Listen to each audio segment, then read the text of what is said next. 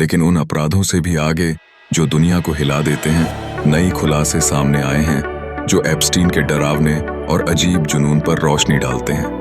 ये खुलासे और भी ज्यादा परेशान करने वाले और अवास्तविक लगते हैं। एक रिपोर्ट के अनुसार एप्स्टीन ट्रांसह्यूमनिज्म से प्रभावित था।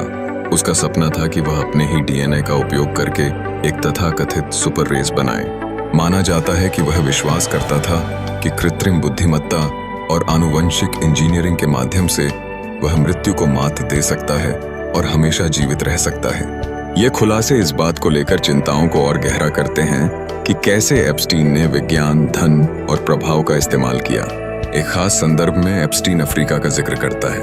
वह कहता है, मैं अफ्रीका में बहुत काम करता हूँ, और वह अफ्रीका को प्रयोगों के लिए उपजाऊ भूमि बताता है। पश्चिम में एक बड़ा घोटाला सामने आता है। एक अरबपति गिर जाता है। सुर्खियां निजी द्वीपों, शक्तिशाली दोस्तों और आधुनिक इतिहास के सबसे अंधेरे नेटवर्क में से एक की बात करती हैं। लेकिन जब शोर कम हो जाता है तो एक और सवाल उठता है, एक ऐसा सवाल जो शायद ही कभी सुर्खियों में आता है। क्यों वही व्यक्ति अफ्रीका वैश्विक परोपकार और विज्ञान के भविष्य से जुड़ी चर्चाओं में दिखाई देता है? क्यों उच्च स्तरीय यात्राएं, विकास परियोजनाएं और शोध चर्चाएं चुपचाप अफ्रीकी महाद्वीप से जुड़ती रहीं? और क्यों अफ्रीका बार बार सामने आता है जब शक्तिशाली पश्चिमी संस्थाएं मानवता के भविष्य की बात करती हैं? आइए पता लगाते हैं। पहला रहस्य सरल है लेकिन महत्वपूर्ण। एक ऐसा व्यक्ति जिसके पास जीव विज्ञान, आनुवंशिकी या चिकित्सा में कोई औपचारिक प्रशिक्षण नहीं था, वह अचानक मानवता के भविष्य की चर्चाओं में कैसे शामिल हो गया? इसका उत्तर उस चीज से शुरू होता है जिसने सदियों से पश्चिमी प्रभाव को आकार दिया है, पैसा। जेफरी एप्स्टीन समझता था कि वित्तीय शक्ति ऐसे दरवाजे खोल सकती है जो केवल योग्यता से नहीं खुलते। वैज्ञानिक अनुसंधान, विशेष रूप से उन्नत अनुसंधान, बहुत महंगा होता है। प्रयोगशालाओं को उन्नत उपकरणों की आवश्यकता होती है। विश्वविद्यालयों को फंडिंग पर निर्भर रहना पड़ता है और कई महत्वाकांक्षी परियोजनाएं वित्तीय सहायता पाने के लिए संघर्ष करती हैं। इसलिए अमीर दानदाता अकादमिक दुनिया में एक अनोखी स्थिति रखते हैं। वे सम्मेलनों को प्रायोजित कर सकते हैं, शोध चर्चाओं को समर्थन दे सकते हैं और वैज्ञानिकों को ऐसे संसाधनों से जोड़ सकते हैं जो पारंपरिक संस्थाएं हमेशा उपलब्ध नहीं करा पाती। एप्स्टीन ने इसी वास्तविकता का उपयोग करके खुद को उच्च स्तरीय बौद्धिक समूहों में स्थापित किया। समय के साथ उसने अमेरिका और यूरोप के सबसे प्रभावशाली विश्वविद्यालयों के प्रोफेसरों, शोधकर्ताओं और तकनीकी विशेषज्ञों के साथ संबंध बनाए। वह निजी बैठकों का आयोजन करता था जहां वैज्ञानिकों को आमंत्रित किया जाता था ताकि वे मानवता के भविष्य के बारे में बड़े सवालों पर चर्चा कर सकें। ये सामान्य अकादमिक सम्मेलन नहीं थे, बल्कि छोटे और विशेष बैठकें थीं जहां उभरती तकनीकों पर खुलकर विचार किया जाता था। इन बैठकों में विषय बहुत विविध होते थे।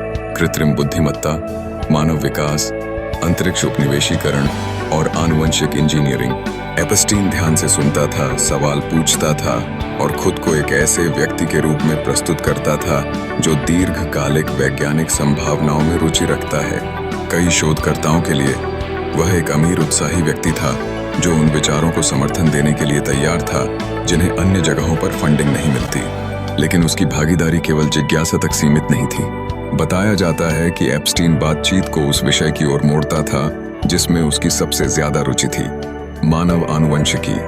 कई वैज्ञानिकों के अनुसार वह अक्सर आनुवंशिक विरासत, बुद्धिमत्ता और इस संभावना के बारे में सवाल पूछता था कि जैविक गुण सभ्यता की दिशा को कैसे प्रभावित कर सकते हैं। ये सवाल पहले से ही विवादास्पद थे क्योंकि ये उन बहसों से जुड़े थे जिन्हें वैज्ञानिक सावधानी से देखते हैं।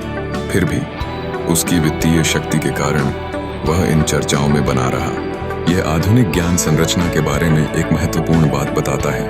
वैज्ञानिक अधिकार विशेषज्ञता से आता है, लेकिन उन नेटवर्क तक पहुंच कभी-कभी धन से भी प्रभावित होती है।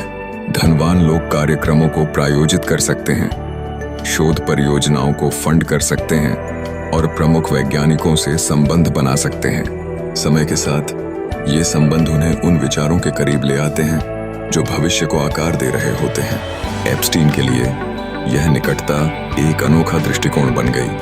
वह स्वयं प्रयोग नहीं कर रहा था या शोध पत्र नहीं लिख रहा था, लेकिन वह उन चर्चाओं को सुन रहा था जो सदी के सबसे उन्नत वैज्ञानिक क्षेत्रों से जुड़ी थीं। और जैसे जैसे ये चर्चाएं आनुवंशिकी और मानव विकास की ओर बढ़ीं, एक भौगोलिक क्षेत्र बार बार सामने आने लगा, अफ्रीका।